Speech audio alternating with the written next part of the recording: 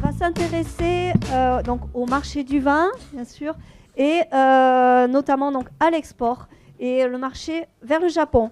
Donc pour nous parler de ce marché et de ses spécificités, donc nous accueillons aujourd'hui donc Maxime Alazard. Bonjour. Donc du pôle conseil de Business France, Maxime, donc vous êtes responsable grand compte et filière vin, spiritueux, bière et cidre. C'est ça. Nous accueillons aussi donc Yuki Eguchi Mansou, bonjour, Bonjour, de la enchantée. société Soleil Le Vin, donc qui est spécialisée dans l'import-export entre Japon et France, et donc qui aide les entreprises à promouvoir et vendre leurs produits. Et Valentin Pinto, donc, qui est en charge du conseil aux entreprises dans la cellule conseil des douanes à Montpellier. Je vous laisse la parole. Bonjour. Juste un petit mot. Donc, Yuki, vous nous quitterez un petit peu en cours parce que vous êtes très pris sur le salon. Un petit Si peu, vous oui. avez des petites questions, n'hésitez pas à lui poser avant qu'elle ne parte. Oui, Mais en elle fait, reste là quand même les 3 jours. c'est ça, merci Voilà. beaucoup. Oui, en fait, c'est parce que Merci. à partir de 16h, il y a une autre masterclass autour du Japon. Enfin, donc, pour les préparations, je dois vous quitter un petit peu en avance. Mais bon, voilà, je suis là avec vous. Maxime, c'est à vous. Oui, merci beaucoup. Bonjour à tous. D'ailleurs, c'est pour ça qu'on commencera plus par un aspect culturel au départ, et après on verra un peu l'aspect chiffre. C'est justement pour dégager du temps pour Yuki. Donc, je suis très heureux d'être avec vous aujourd'hui. Pour ceux qui connaissent pas encore Business France, nous en fait on est une entreprise publique de conseil, hein, donc on accompagne les entreprises à l'export, c'est un peu notre laïus. Donc avant on s'appelait UbiFrance jusqu'en 2015. Nous, nos actions elles sont assez simples. Nous, le but, c'est de soutenir, promouvoir, accompagner, prospecter, attirer et aussi donc, valoriser les entreprises françaises. Donc on est sur tout secteur et les vins et spiritueux sont un secteur très important, notamment à l'export. Aujourd'hui, on a 1400 collaborateurs dans le monde, à peu près 65 nationalités. On a 71 bureaux dans 53 pays et donc on couvre à peu près une centaine de pays. Ça représente en gros, si ça fonctionne, ça représente en gros 95% du PIB mondial. Donc a priori, voilà, si vous êtes dans les vins et spiritueux, vous nous trouverez un peu partout sur Terre et notamment au Japon.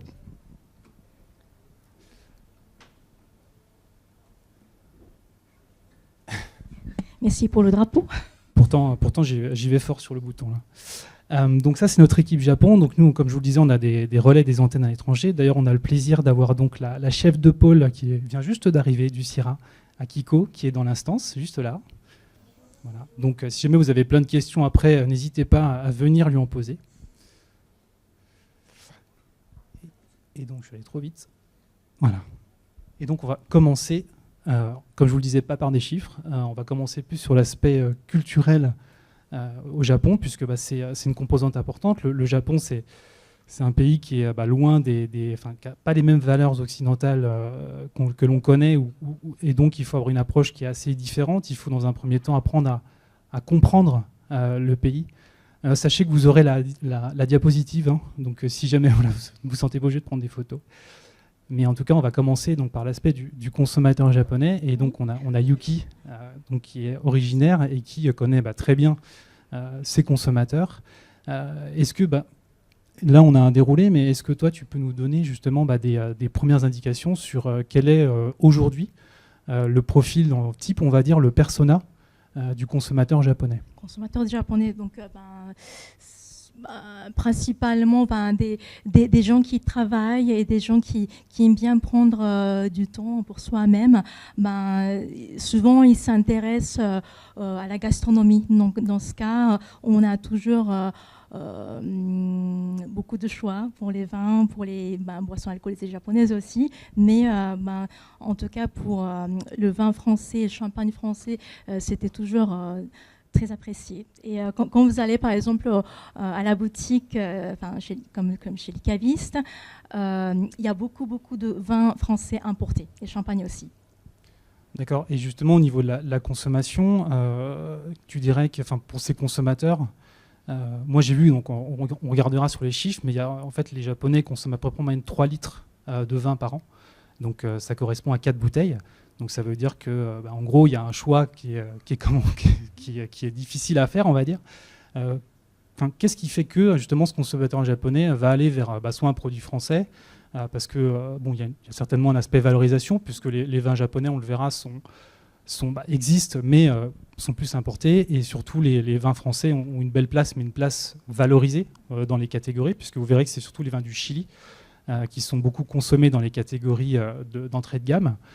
Mais justement, quand ils vont choisir un peu ces vins, c'est dans quelle occasion?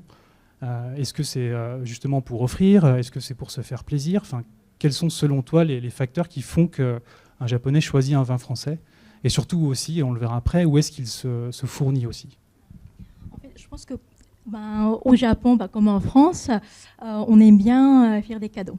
Et donc, quand on choisit des cadeaux, bien sûr, le champagne, c'est toujours bien apprécié. Et puis, le vin de Bordeaux, le vin de Bourgogne. Récemment, je pense qu'il y a de plus en plus de variétés de vins français importés. Et c'est parce qu'il y a aussi le rapport qualité-prix. Et puis, il y a aussi, malheureusement, il y a des producteurs français qui viennent au Japon. C'est très gentil. On fait aussi des événements dans les restaurants, dans les boutiques. Donc, on a plus de contacts. Je pense que on a plus de choix et puis on a plus d'occasions de choisir et d'acheter les vins français en général. Ce qui veut dire que, par exemple, là, vu qu'on a un focus sur le vin bio, déjà, est-ce que c'est reconnu et connu au Japon? Oui, c'est très connu et puis de plus en plus apprécié. Ouais. Pour quelle raison? Parce que au Japon, les Japonais, je pense que comme les Français aussi on apprécie beaucoup la nature. Et puis, depuis quelque temps, on s'intéresse beaucoup à ce système bio. Et puis, on pense aussi à la nature. Donc, voilà, c'est un des critères importants, je pense. Et alors, il me semble que depuis peu de temps aussi, on commence à avoir de plus en plus d'enseignes spécialisées. Est-ce qu'il y a des enseignes bio spécialisées? Est-ce qu'il y a des importateurs bio spécialisés? Ça, je ne crois pas. Je pense qu'il y a des importateurs qui importent les vins bio, mais je pense que ce n'est pas spécialisé. Si, peut-être, il y a quelques importateurs. Mais oui, il y a ce monsieur qui faisait coco. Je reconnais, oui. Ça fait 25 ans que je travaille pour les vins bio au Japon. J'ai un importateur au Japon qui ne fait que du bio. Donc, vraiment, c'est... Oui. Ça fait plaisir. Oui. Donc, je pense qu'il y a quelques importateurs spécialisés, mais ce n'est pas la majorité, je pense. Avec 65 distributeurs au Japon. En effet, c'est un des très grands, rares marchés sur le grand export. Exactement. Merci. Non, ça va. D'accord, donc le monsieur pour la vidéo disait qu'il y avait déjà beaucoup de sociétés importatrices uniquement spécialisées en bio sur le Japon. Et donc c'est vrai, pour recouper sur ce que cette personne vient de dire, c'est un des rares pays où il y a cette sensibilité bio qui est très élevée. Donc avec d'autres marchés, vous avez l'Allemagne et vous avez aussi les pays nordiques. Et donc aussi le Japon, où c'est un critère d'achat qui peut être extrêmement important. Et surtout qu'il est de plus en plus dans un marché qui s'est globalement beaucoup valorisé. Beaucoup dû à l'inflation, mais aussi parce que le vin est devenu de plus en plus un produit hédoniste, un produit de plaisir. Donc les gens vont y mettre le prix généralement. Et ça se ressent en France d'ailleurs, mais aussi beaucoup à l'export. Ça également, on va le voir, mais le consommateur japonais devient de plus en plus vieillissant. Donc est-ce que c'est un constat que tu as fait? Et est-ce que par rapport à ça, il faut que l'offre reste la même? Comment dire, est-ce qu'il y a des placements différents à avoir, puisque c'est une société un peu comme la société française qui commence à être vieillissante. Est-ce qu'il n'y a pas justement des nouveaux moyens de distribution, des canaux à aller rechercher qui sont plus pratiques? On verra plus tard, là j'avance beaucoup dans la présentation, mais qu'il y a eu un changement de distribution, notamment avec l'après-Covid. Vous allez voir qu'il y a un mode de distribution qui a changé. Et donc, je voulais savoir si tous ces changements qu'ils ont un peu sociétaux ont un impact aussi dans la manière de consommer, dans la manière de distribuer. Oui, je pense que oui. Justement, quand j'ai échangé avec quelques importateurs récemment, surtout depuis la période de Covid, les consommateurs japonais, avant la période Covid, ils ont beaucoup dîné après le travail. Là, maintenant, ça reprend, mais pendant la période de Covid, c'était un peu difficile. Les restaurants étaient fermés, donc les gens, ils ont acheté les vins au magasin et puis ils ont consommé à la maison. Également aussi, on peut évoquer un peu un changement de profil, notamment sur la cible, ce qui aussi induira aussi un changement de couleur. Vous verrez notamment dans les statistiques. On parle beaucoup de cibles féminines. Qu'est-ce que tu penses de cette affirmation? Donc, est-ce qu'il y a, est-ce que la consommation finalement est plus, j'allais utiliser un anglicisme, drivée, mais est-ce qu'elle est plus poussée aujourd'hui par la consommation féminine, qui elle est peut-être plus attirée par la couleur, peut-être par le blanc? Tu vas pas aussi parler de la consommation d'effervescent aussi oui, les vins effervescents. Champagne aussi, je pense que les femmes aiment beaucoup. Mais oui, c'est possible. Et puis, ça dépend aussi de la saison. Par exemple, au printemps et en été, on prend plus de vin blanc, de vin rosé, et puis effervescent aussi. Puis l'automne, l'hiver, c'est plutôt le rouge. Et justement, est-ce qu'il y a une saisonnalité dans les achats? Je pense oui. Un peu. Quels sont les événements, tu dirais, qui sont importants? Par exemple, au printemps, au Japon, il y a une fête au Hanami. On apprécie le cerisier, donc on achète plus le rosé, je pense. Et puis en été, il y a beaucoup de consommateurs qui achètent les vins effervescents, le champagne aussi. D'accord, donc en fait, il y a des saisonnalités qui s'opèrent grandement. D'accord. Et aussi, il y a un autre aspect qu'on peut voir aussi, c'est la recherche de nouveautés. Je vois qu'on a évoqué les nolos. Est-ce que tu sens qu'il y a un frémissement? Est-ce que tu sens qu'il y a une nouveauté, une appétence aussi pour les vins donc, faibles en alcool et peut-être aussi également le sans-alcool? Ah oui, sans alcool, oui, on en parle de plus en plus, c'est vrai. Ça, c'est vraiment une nouveauté. Ça existe depuis quelques temps, mais on pense à la santé de plus en plus aujourd'hui. Et puis, pour les gens qui travaillent, des fois, c'est pratique. Et puis, mais bon, je pense qu'à un moment, il y avait beaucoup de vins sans alcool effervescents.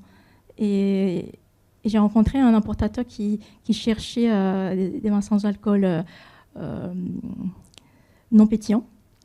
Mais pour eux, c'était difficile, donc on a fait des recherches. Mais je pense qu'aujourd'hui, il y a de plus en plus de variétés dans le marché vin sans alcool aussi.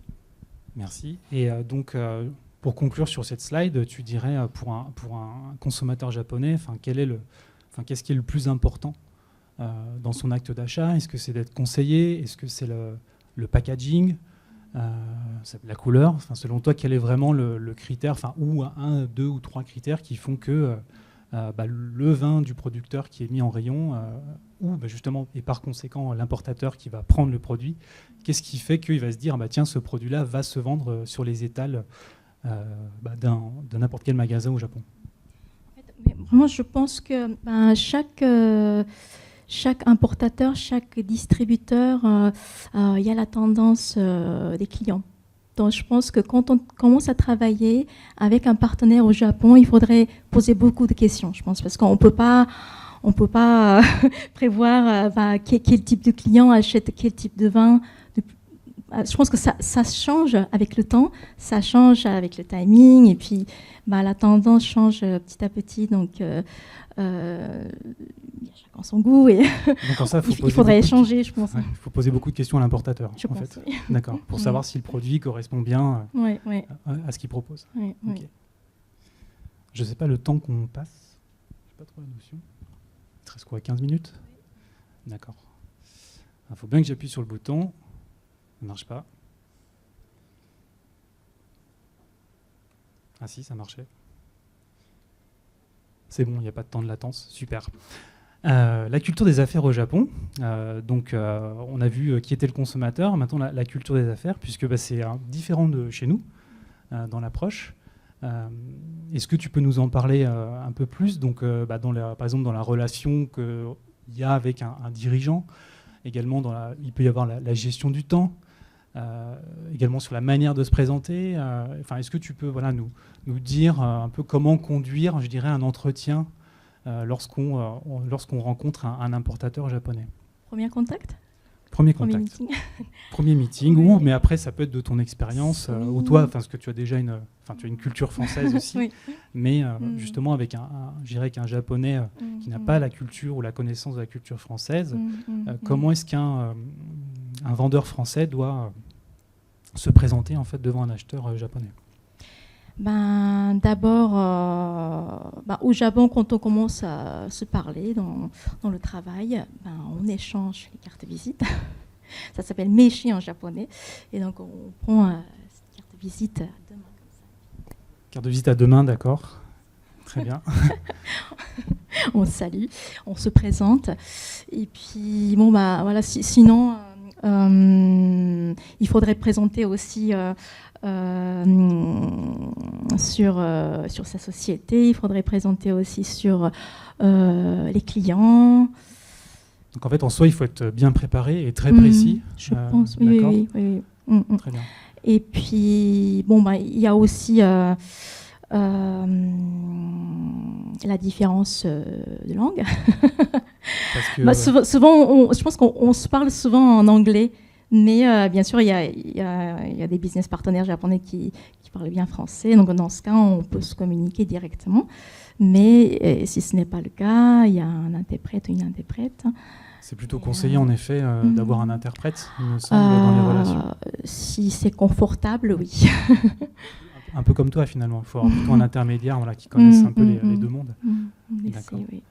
Et au niveau donc, ce qui peut être intéressant aussi, c'est lorsqu'on se rend là-bas, déjà, bien sûr, c'est d'aller visiter les points de vente pour vous faire une idée de ce à quoi ressemblent les magasins de votre futur prospect, de votre futur importateur. Et également, si jamais, par exemple, on va faire un voyage là-bas, il y a un repas d'affaires, un peu quels sont les comportements à avoir. Est-ce que tu as 2-3 clés à donner, 2-3 conseils, justement, lorsqu'on rencontre un importateur, qu'est-ce qui est intéressant, les do's and don'ts, qu'est-ce qui est intéressant de faire et de ne pas faire aussi? D'accord.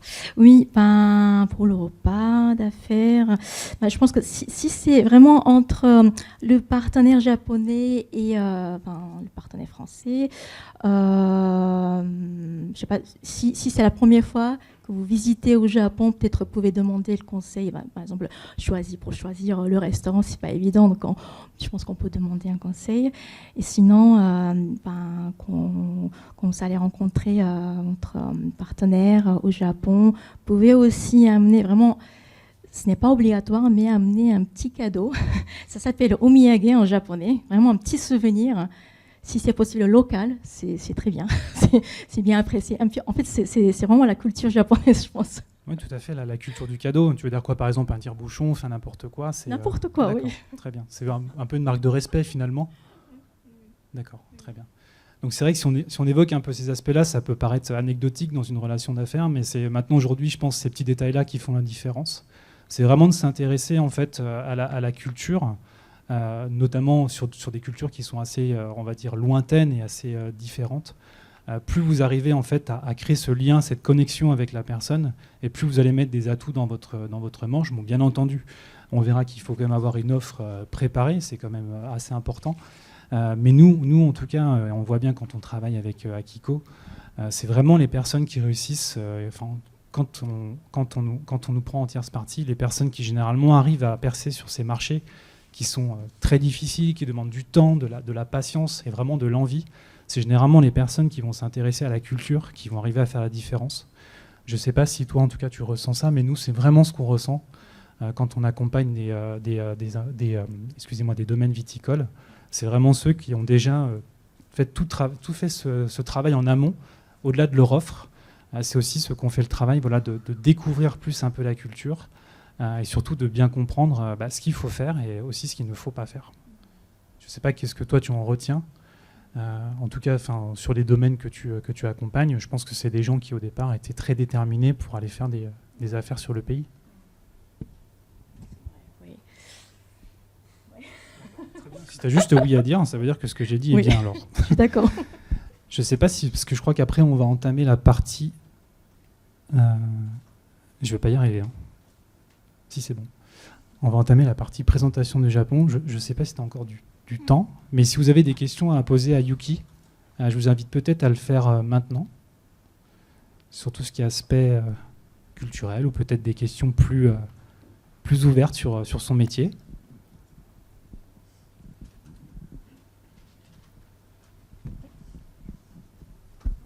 Bonjour. Bonjour. Qu'est-ce qu'on fait en France qu'il ne faut surtout pas faire au Japon en termes de coutumes culturelles, enfin quelque chose, je sais pas. On va rencontrer une partenaire japonais en France, c'est ça, quand on se communique.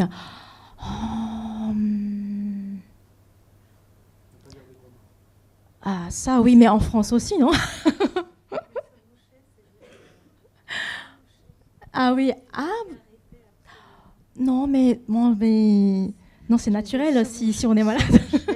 Se moucher, ça n'est pas considéré comme vraiment élégant. Peut-être, oui. Traditionnellement, oui. Mais bon, je pense que aujourd'hui, on est les Japonais, les Japonaises, ils sont plus ouverts et puis ils voyagent beaucoup. C'est pas comme avant, je pense. C'est vrai qu'il y a une ouverture de la culture japonaise. Il y a de plus en plus de Japonais qui arrivent en France pour travailler, pour voyager aussi. Oui, donc je pense qu'on se comprend mieux. C'est vrai qu'il y a aussi toujours des petits détails à savoir, mais je pense qu'il n'y a pas vraiment le tabou. Vraiment, il faut pas hésiter. Puis si justement vous avez des questions, vous pouvez demander à vos amis qui connaissent bien sur le Japon, ou bien même directement, vous pouvez gentiment demander et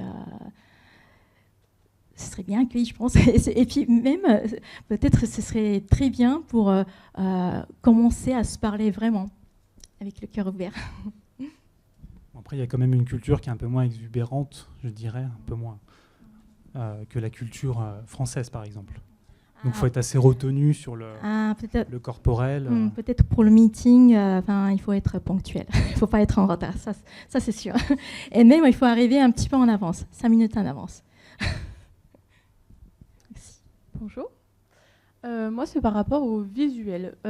Au Japon, est-ce que ils vont préférer des visuels plutôt modernes, quelque chose de sobre, ou est-ce qu'ils aiment justement la touche un peu française, un peu plus ancienne, qui montre les domaines, les châteaux qu'on peut avoir?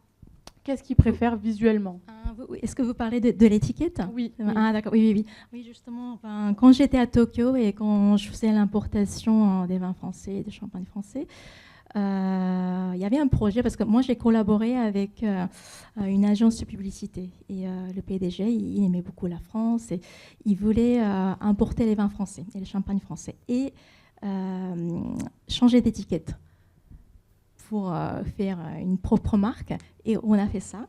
On a travaillé avec quelques producteurs et justement ce monsieur donc, de l'agence de publicité, il voulait plutôt le design moderne. Donc, comme il y avait beaucoup de designers chez nous, on a fait quelques nouveaux designs. Et là, c'était bien apprécié dans les grands magasins. Parce que quand on fait des cadeaux, on choisit les cadeaux, on va souvent au grand magasin, chez Mitsukoshi, Isetan, avec qui j'ai travaillé par exemple. Et puis bien sûr, il y a des cavistes spécialisés et on peut avoir des étiquettes classiques et modernes. Je pense que c'est aussi, ce serait bien aussi de savoir sur le cible. Alors à qui on offre, avec qui on travaille, et donc selon le type de client, selon le type des gens, ça change, je pense. Merci.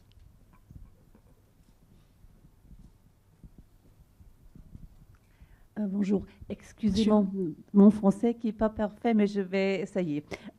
Vous avez dit que le bio est très important au Japon. Oui. Et je me pose la question, est-ce que ça veut dire que si je fais de marketing, est-ce que d'être bio ou même biodynamique, est-ce que ça c'est quelque chose qui vous aide de vendre quelque chose et sont les gens préparés de payer plus si c'est bio? Oui. S'il y a par exemple le logo bio, c'est déjà très bien parce que on voit que c'est bio, c'est clair. Ça va changer. Mais en tout cas, pour l'instant, quand je communique avec les partenaires japonais, ils sont contents. Mais même si il n'y a pas de certificat, si on explique bien sur la vinification et que c'est naturel ou c'est bien pour l'environnement, etc., ça c'est l'avantage. Et les gens sont prêts à payer plus pour ça? Oui. Ça dépend des clients, je pense. Hein. Mais il faut bien expliquer. Il faut convaincre. Parce que souvent, les gens qui se plaignent, ils ne connaissent pas pourquoi ça coûte cher. Donc il faut bien expliquer pourquoi ça coûte cher, parce que ça prend du temps, il y a plus de gens qui travaillent, il y a plus de temps pour avoir ce logo précieux. Voilà. En ça, du coup, c'est plutôt sur des canaux spécialisés, en fait, qu'il faut se positionner. Et c'est vrai que d'ailleurs, la connaissance, justement, on verra ça un peu, mais oui, l'explication est très importante pour valoriser les produits. Et après, c'est de trouver le bon importateur qui a les bons distributeurs et celui qui est capable justement de faire, d'expliquer en fait finalement comment vous travaillez votre produit et pour pouvoir justifier le prix de vente qui est un peu plus élevé, quoi. Je crois qu'il y avait une madame qui avait une question. C'était des questions côté consommateur. Là, je vais poser une question côté producteur. Oui. Le label bio, justement, dans certains pays, d'Asie notamment, à Taïwan par exemple, ils ne reconnaissent pas le label bio. Ils ont un nouveau label bio sur leur marché. Donc, qu'en est-il du label bio au Japon?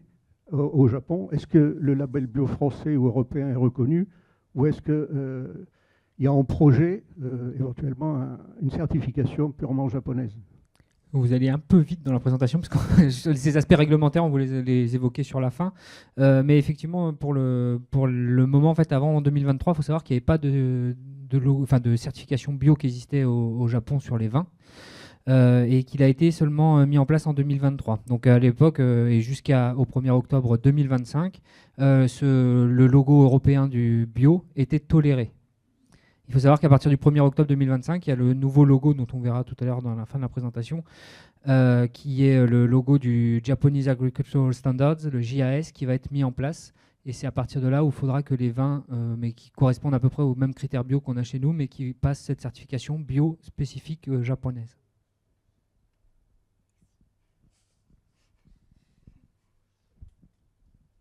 Le Japon est un marché extrêmement d'exclusivité, quoi.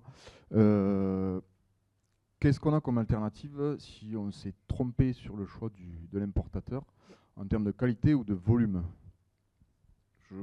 Je trouve qu'on peut être bloqué. C'est une excellente question. Alors moi, en effet, de ce que je sais, après je ne vais pas trop me prononcer, mais oui, en effet, quand on a signé un contrat et que ça ne s'est pas bien passé, généralement, ça donne un mauvais indicateur, un mauvais signe à un autre importateur. Donc après, en fait, il faut arriver à en expliquer les raisons. Et en effet, si jamais c'est pour des bonnes raisons, comme par exemple que ça ne s'est pas bien passé, que ce soit en termes de volume ou de distribution, c'est des raisons qui sont valables, mais après, il faut savoir les expliquer en fait avec votre potentiel nouveau partenaire. Est-ce qu'il y a des cas où on peut proposer des entrées de gamme ou une partie de la gamme en entrée de gamme à un importateur et les hauts de gamme à un autre? Alors ça, il me semble que dans leur culture, c'est assez compliqué. Généralement, ils veulent l'exclusivité. Mais ça, après là-dessus, je pense que c'est un aspect qui est assez culturel. Oui. Je pense, oui. Oui, c'est vrai que souvent, oui, je me rappelle quand je communiquais avec les importateurs japonais, c'est ce que je fais souvent, mais maintenant, parce que moi, je suis coordinatrice, donc je fais l'import-export. Je n'ai pas de boutique, mais je fais la coordination entre la France et le Japon. Et quand les importateurs japonais me contactent et ils me demandent l'exclusivité, souvent, la réponse est non. La première réponse, c'est non, parce qu'il faut voir comment ça marche. Et en plus, s'il y a le premier importateur qui travaillait et que ça ne marche pas, là c'est vraiment délicat. Parce que déjà, si les produits sont déjà en ligne, par exemple, si les produits sont déjà dans les boutiques en ligne, ça c'est encore délicat parce qu'on voit les prix. Et le deuxième importateur ne peut pas changer de prix. Donc ça, c'est vraiment compliqué. Il faut bien négocier. Donc souvent, le producteur français me dit, bon, bah, on va voir. La première année, alors combien de bouteilles on peut vendre, quel type de clients qui s'intéressent à un vin, etc. Et donc, vraiment, je pense que c'est vraiment la question de communication. Il faut se comprendre. Il ne faut pas juste demander comme ça directement. Je pense que c'est vice-versa. C'est entre la France et le Japon. Mais on communique bien, on échange bien. Et puis, s'il y a un problème, il faut expliquer et essayer de trouver la solution ensemble. Et si vraiment on travaille correctement, vraiment, je pense qu'il n'y a pas de problème de langage, il n'y a pas de problème culturel. C'est vraiment être sincère. Être gentil, être sincère et ouvert, c'est ça la clé, je pense.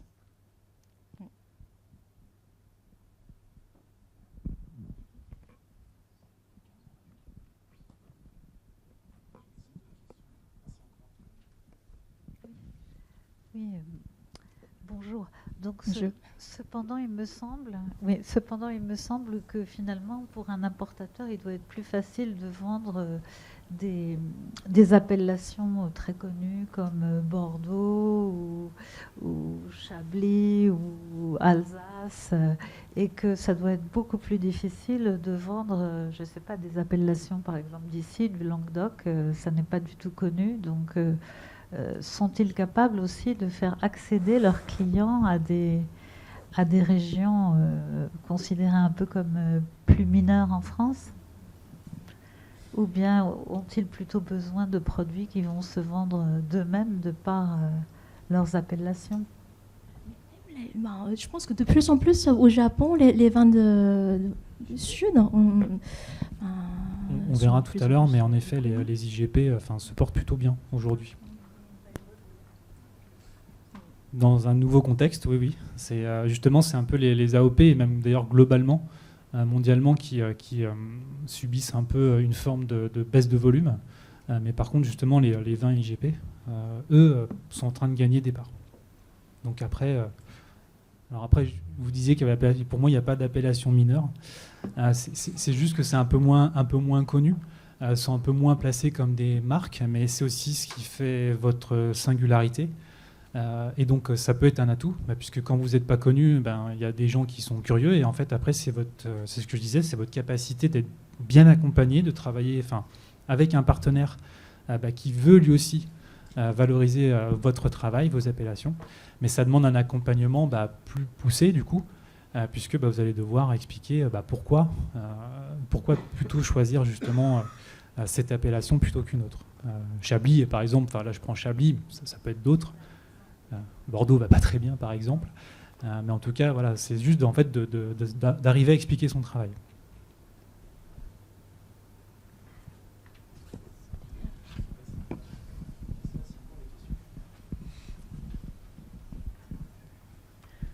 Je voulais savoir, est-ce que il y a des typicités gustatives au Japon qu'on préfère, des vins plus doux, des vins plus fruités, plus frais. Qu'est-ce que les Japonais ils aiment finalement gustativement ? En fait, souvent les... C'est un peu les saveurs umami, surtout. Umami, oui, umami, ça c'est important. Mais bon, vraiment, justement, ça dépend des types de vins aussi. Par exemple, pour le vin blanc, souvent, vin blanc sec, c'est bien apprécié. Mais bon, liquoreux, moelleux aussi. Vraiment, ça dépend. Ça dépend aussi du repas que vous prenez. En fait, surtout les amateurs du vin français, en général, au Japon, ils aiment bien faire les accords mets et vins. Donc ça, c'est très important. Alors, dans quelle occasion vous prenez cette boisson alcoolisée ou sans alcool?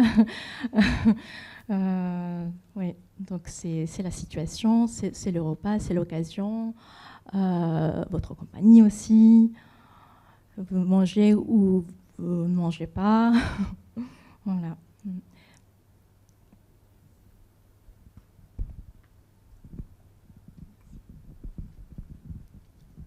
Je pense que s'il n'y a plus de questions, on va passer donc au marché des vins.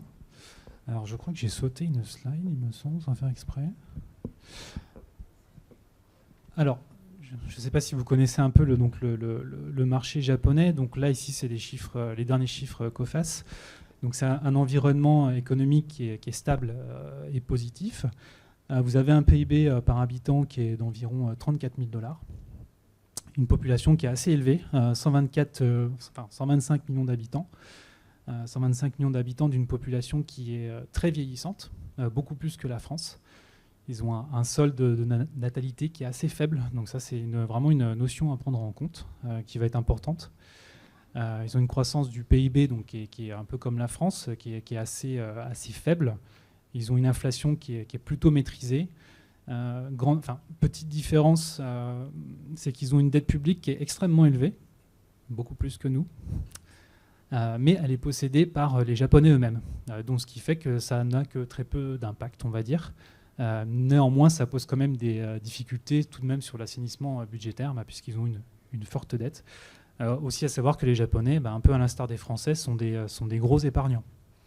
Donc ils ont plutôt un profil de savvy. Ils ne vont pas s'amuser à tout dépenser, comme par exemple nos amis américains.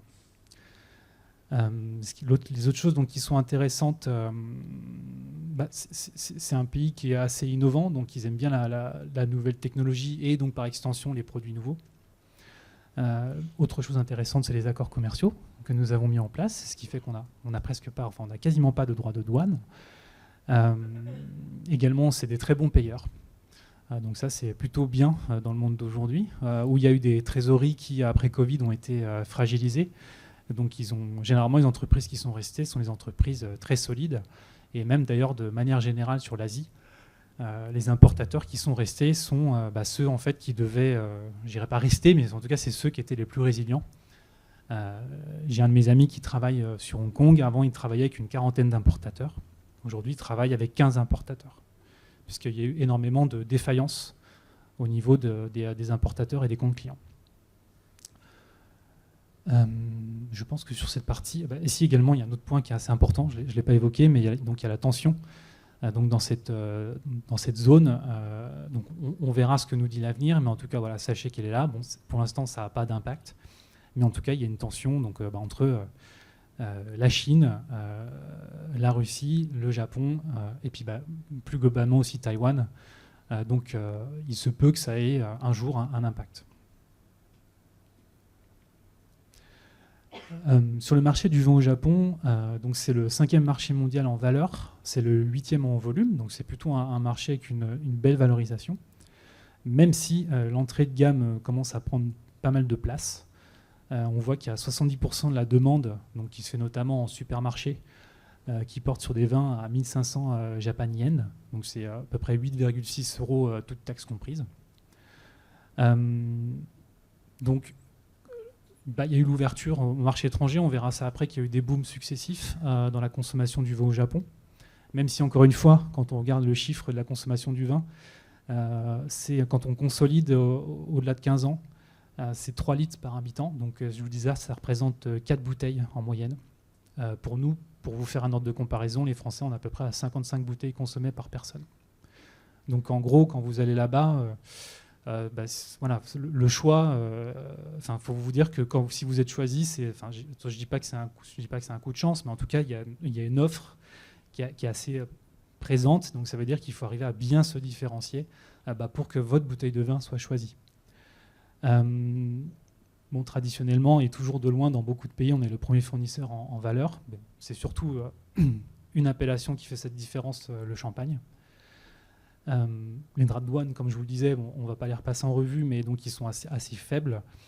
Et une autre chose qui s'est passée, c'est que le marché s'est consolidé, il devient très mature, donc ce qui fait qu'il y a une baisse des marges pour les importateurs, et également vous avez de plus en plus de distributeurs, importateurs spécialisés. La TVA est de 10%, ce qui n'est pas très élevé par rapport à d'autres pays du monde. Et le prix d'une bouteille de vin standard est entre 5,35 € et 15,29 €. La moyenne de dépenses, voilà, on l'a vu. Et vous pouvez trouver des vins en grande surface à partir à peu près de 5,35 €. Donc on est plutôt sur un marché qui est assez mature, il commence à bien connaître le marché du vin. Et il y a une concurrence étrangère aussi qui est venue au fil du temps. Mais ça, maintenant, c'est un peu sur tous les marchés. Je trouvais ce graphe plutôt intéressant. Ça vous montre un peu les booms qu'il y a eu, les booms successifs pour les vins au Japon. Donc le premier, c'est Henri Mer qui est arrivé avec son Beaujolais. Si tant bien même que beaucoup de Japonais traditionnellement prennent encore des bains au Beaujolais aujourd'hui. C'est vrai. C'est spécial. On fait beaucoup d'événements. D'accord. En tout cas, voilà. Donc c'est ce qui a un peu mis le pied en fait à la porte des Japonais en fait dans la culture du vin. Et après, il y a eu un réel boom qui s'est opéré en 97-98, notamment au niveau des importations.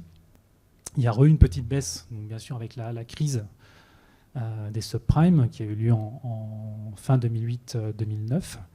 Après, il y a eu un boom, et notamment qui a été possible grâce justement aux taxes qui ont été... APE, tout à fait. Voilà. Et là, en fait, depuis un certain nombre d'années, on arrive un peu à un plafond. Il y a quand même une autre tendance qui est intéressante à voir, c'est que les Japonais commencent à faire leur propre vin, ce qui est quand même plutôt bon signe. Ça veut dire que culturellement, ça s'est ancré, en tout cas dans les us et coutumes du pays. Donc il faut plutôt voir ça comme un signe positif. Et donc du coup, aujourd'hui, on attend un petit peu ce qui pourrait être le prochain boom. En tout cas, on est plus pour l'instant sur une... en tout cas, si on regarde la consommation moyenne sur un grand laps de temps, ça a beaucoup évolué, mais là, aujourd'hui, on est sur une baisse de volume. Ces graphiques-là, aussi, j'ai trouvé intéressant parce qu'on voit que, en tout cas pour les vins effervescents, c'est pas une surprise, c'est beaucoup le champagne qui a tiré les prix vers le haut. Vous pouvez constater que l'Italie et l'Espagne sont très loin de ce qu'on valorise. Et par contre, sur les vins tranquilles, on reçoit une concurrence, notamment de la part des États-Unis, puisque vous savez que historiquement, les États-Unis et le Japon sont extrêmement liés depuis la Seconde Guerre, depuis l'après-Seconde Guerre mondiale. Donc là, ils ont bien pris des parts de marché et ils créent une concurrence, notamment sur la valorisation contre les vins français.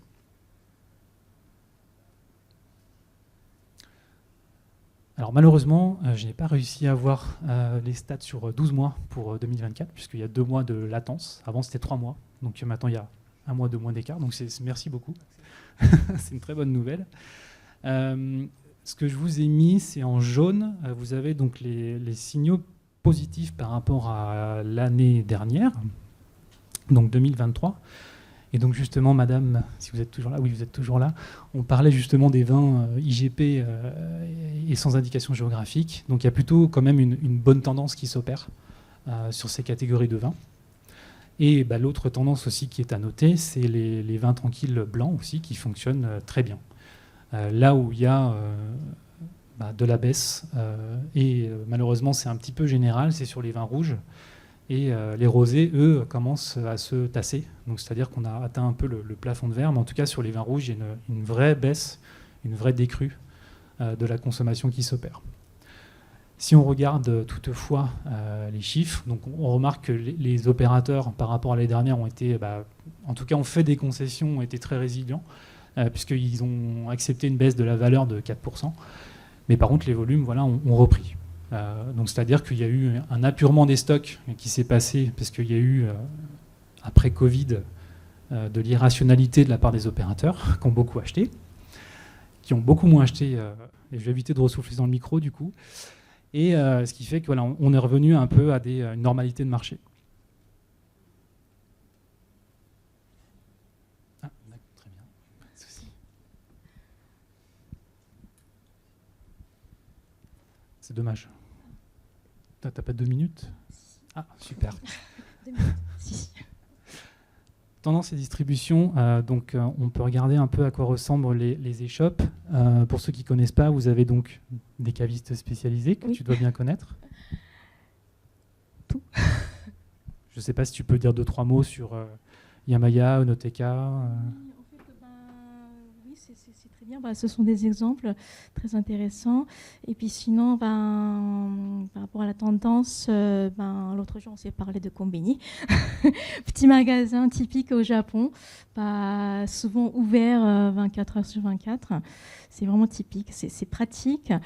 Et là-bas, depuis quelques temps, il y a pas mal de vins importés.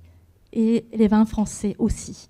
Et il y a plusieurs formats, donc petite bouteille, demi-bouteille, une bouteille normale, et vin blanc, vin rosé, vin rouge, effervescent, champagne aussi.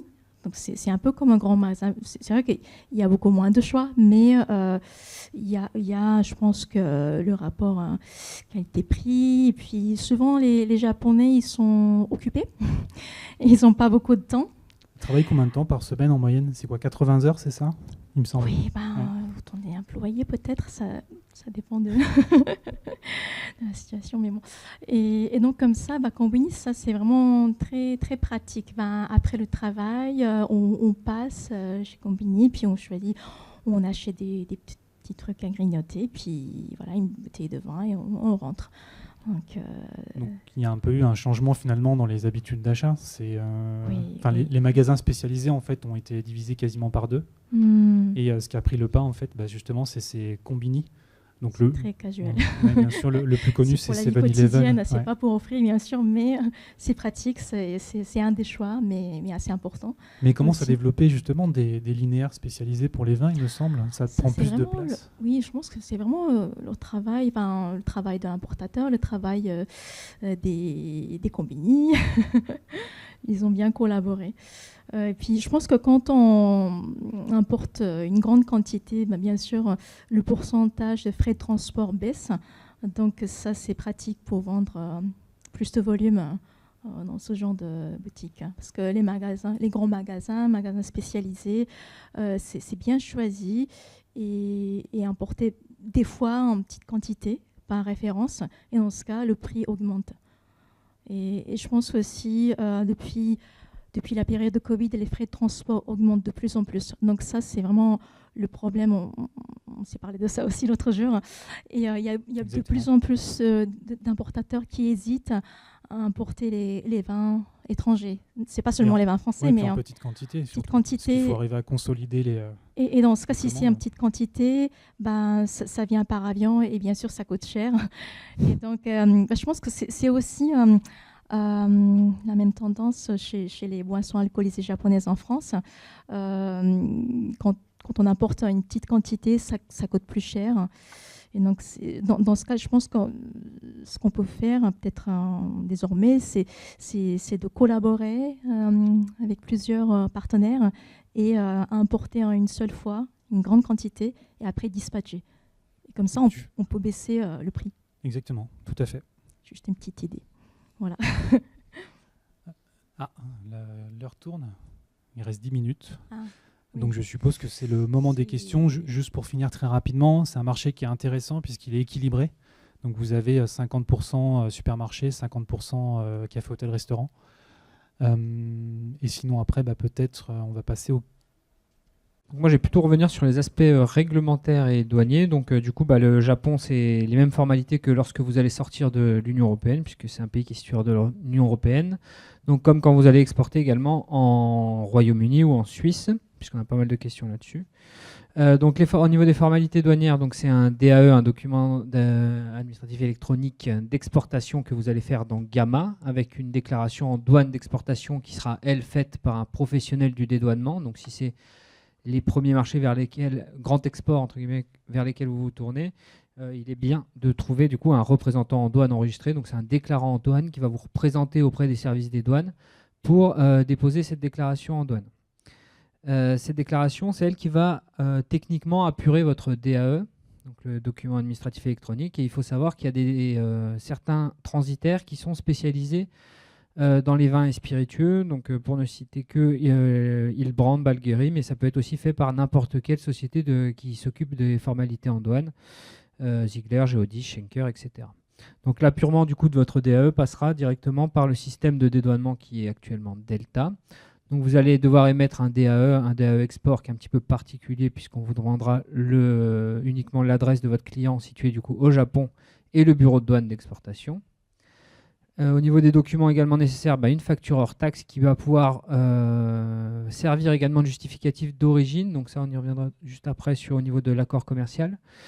Et une liste de colisage. Donc les intervenants avec lesquels vous allez rentrer en contact seront uniquement le représentant en douane enregistré, donc qui est le déclarant en douane, et le transporteur.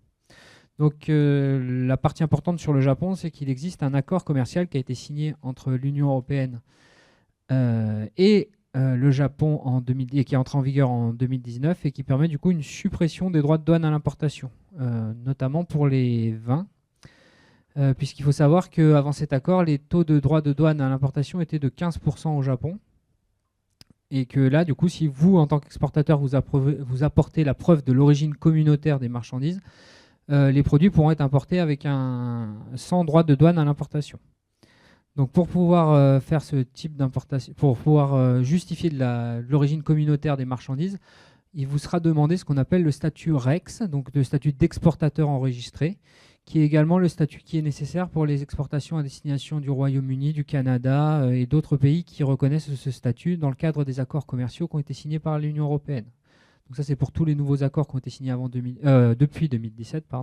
Et après, vous avez un autre statut qui s'appelle l'exportateur agréé, qui a été pour les accords antérieurs.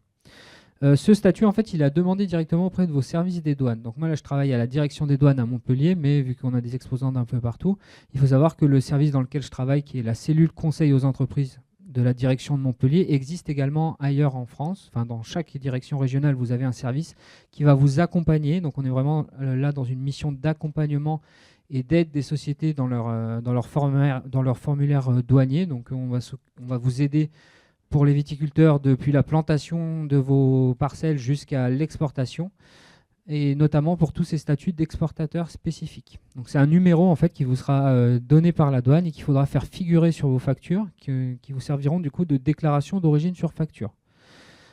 Cette déclaration d'origine sur facture, elle est reportée sur vos factures et ça permet directement à votre importateur à destination de ne pas payer de droits de douane lorsqu'il va importer les marchandises. Du coup, dans le cas de l'accord, il y a également, outre la suppression des droits de douane, qui est quand même la grosse partie, ça a également permis de reconnaître les pratiques œnologiques qui sont pratiquées au sein de l'Union européenne. Donc avant, il n'y avait pas ce système-là, et c'est l'accord commercial qui a été signé qui a été entré en vigueur en 2019, qui a permis la reconnaissance de ces pratiques œnologiques.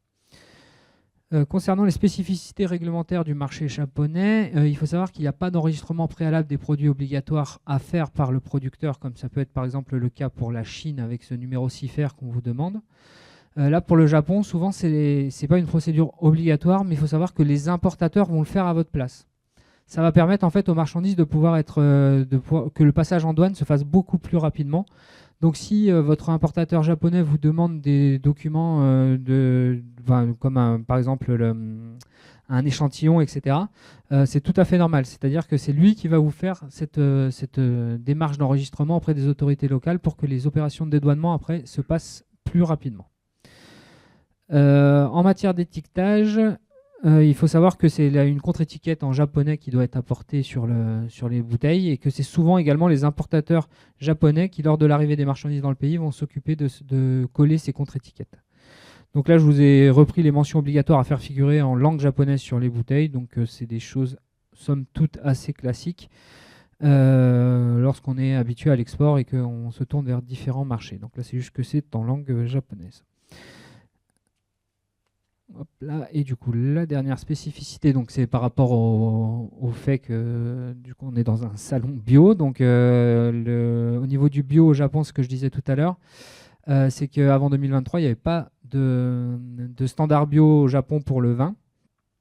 Et que du coup, l'affichage du logo bio tel qu'on le connaît en France ou dans l'Union européenne était normal. Depuis 2023, il y a une réglementation sur le bio au Japon, notamment sur le vin, qui fait qu'en fait le marquage actuel est uniquement toléré pour le moment jusqu'au 1er octobre 2025, date à laquelle les marchandises devront passer du coup cette certification japonaise, donc qui est le JAS, avec l'apposition de ce logo. Donc là, une fois encore, je pense que on est sur un marché au Japon où les importateurs s'occupent quand même beaucoup des formalités pour le compte des exportateurs, et que du coup vos importateurs vous guideront dans la mise en place de cette nouvelle certification bio qui sera nécessaire à partir d'octobre. Voilà, au niveau réglementaire, c'est à peu près tout ce que j'avais à dire. Il faut savoir que nous, du coup, la douane a un stand également sur le salon au niveau de l'espace partenaire, donc il ne faut pas hésiter à venir nous poser des questions, que ce soit sur les démarches en matière d'exportation. Tout à l'heure, on a parlé, nous aussi, pour le réemploi et les questions liées aux capsules. Donc, on répond à l'ensemble de vos questions sur le stand qu'on a dans l'espace partenaire. Voilà, je ne sais pas s'il y a des questions. Oui. Alors, attends. Bonjour. Juste une question par rapport au JAS. Est-ce qu'on aura comment dire, du temps par rapport à l'application au 1er octobre 2005, comme par exemple le QR code en France, où on a eu un petit décalage, ou est-ce que les vins importés devront obligatoirement avoir ce logo sur la contre-étiquette à partir du 1er octobre? Je crois qu'on est actuellement dans la phase de tolérance, donc je pense qu'à partir du 1er octobre, là, il faudra vraiment avoir ce logo JAS et cette certification pour pouvoir importer, en sachant que la réglementation est déjà en vigueur au Japon depuis 2023. Donc là, c'est vraiment la fin de cette tolérance qui était apportée pour les vins issus de l'Union européenne avec la position du logo européen. Donc vous pouvez déjà commencer à vous renseigner auprès de vos importateurs si vous exportez déjà vers le Japon. Voilà.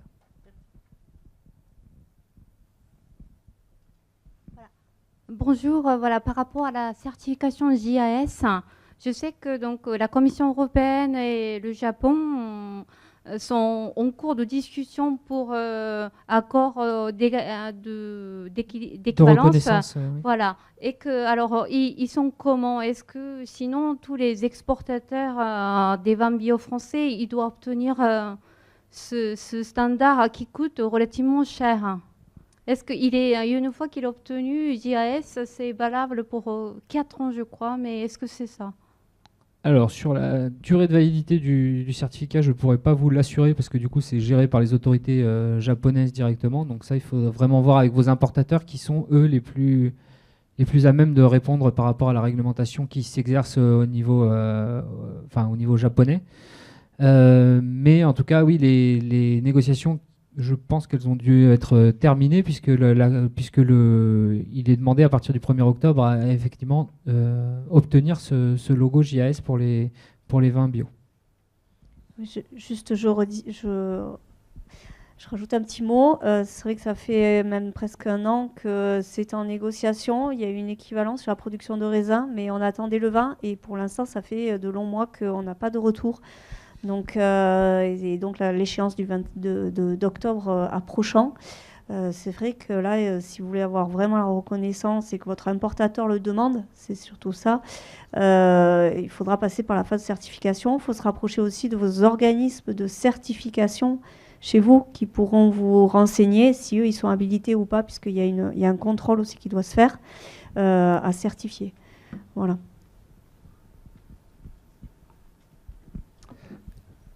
Une question pour M. Alazar. Je sais qu'il excelle dans les statistiques. À partir de l'accord passé en 2019 avec le Japon, est-ce qu'on a constaté un boom des exportations françaises et européennes grâce à la réduction des droits et taxes? Est-ce qu'on peut avoir des chiffres là-dessus? Alors, Franck, je n'ai pas les chiffres. On peut peut-être revoir sur la slide, si tu peux. Mais il n'y a pas eu de... Comme tu peux le voir, il n'y a pas eu une grande évolution. Je sais pas, j'arrive pas à savoir si le retour marche. Si, je crois. Okay. Il n'y a pas eu une grande évolution. Moi, je pense qu'on est arrivé à une maturité du marché. Comme en témoignent les circuits de distribution qui sont renforcés, qui se spécialisent. Donc, c'est ce que je disais. Est-ce qu'il y aura un prochain boom? Je ne sais pas. Les Japonais sont surtout des consommateurs soit de bière, ou soit de ready to drink, donc des mixeurs en fait. Et pour vous dire, le vin, il me semble que dans la consommation japonaise, dans tous les alcools qu'ils boivent, je crois que c'est 4%, il me semble. Il y a aussi une autre donnée que je n'ai pas précisée. Alors, on ne sait pas, puisqu'on n'a pas les chiffres précis, puisque les douanes ne font pas la différence. Mais on est à peu près entre 8 et 10% sur le marché, enfin sur le bio en tout cas, français qui est exporté au Japon. Et on est à 15% de droits de douane, là, c'est ça? Ou on est à 0? Si vous apportez la preuve de l'origine communautaire, il y a 0% de droits de douane, mais s'il n'y a pas de preuve d'origine, ça sera taxé à 15%. Puis après, il y a les taxes d'assises, tous les taxes à l'alcool qui s'ajoutent quand même. C'est vraiment que les droits de douane, vraiment la barrière tarifaire à l'entrée sur le territoire japonais.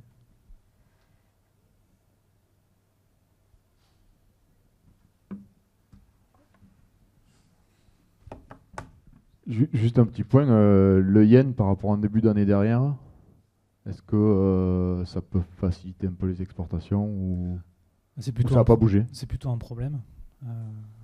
Non, ça n'a pas encore bougé. Donc c'est plutôt bien pour partir en vacances. Mais par contre, pour le consommateur japonais, c'est vraiment une perte de pouvoir d'achat. Donc c'est vrai que tant qu'il y a cette situation, en tout cas du yen, qui est assez faible, ça c'est un problème. Et ça, après, c'est plutôt, comment dire, aux autorités japonaises, finalement, enfin, à leur banque centrale, de voir comment ils gèrent leur politique monétaire. Mais en tout cas, en l'état, oui, c'est bien pour le tourisme, mais c'est moins bien pour les importations et surtout pour une consommation qui est très locale. Donc ça, c'est un vrai souci. Oui, mais pour partir en vacances, il faut pouvoir vendre du vin. Oui, tout à fait. Je pense qu'on arrive au bout de cette conférence. Vous souhaitiez conclure, Maxime ou... Oui. En tout cas, merci beaucoup d'avoir écouté. Ça aurait été bien que cette réunion que vous faites aujourd'hui ait été faite il y a une quinzaine d'années. Alors, il y a 15 ans, j'étais pas encore sur le marché du travail.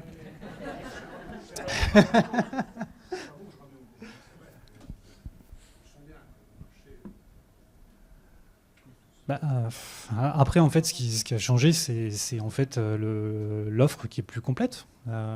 C'est juste que la libéralisation de l'économie, en fait, est un peu finie, je pense. Il y a des événements géopolitiques qui arrivent. Et on va être dans de plus en plus de difficultés, je pense, pour pouvoir accéder à des marchés. En tout cas, il y aura beaucoup plus d'efforts à fournir. Ça, c'est une évidence.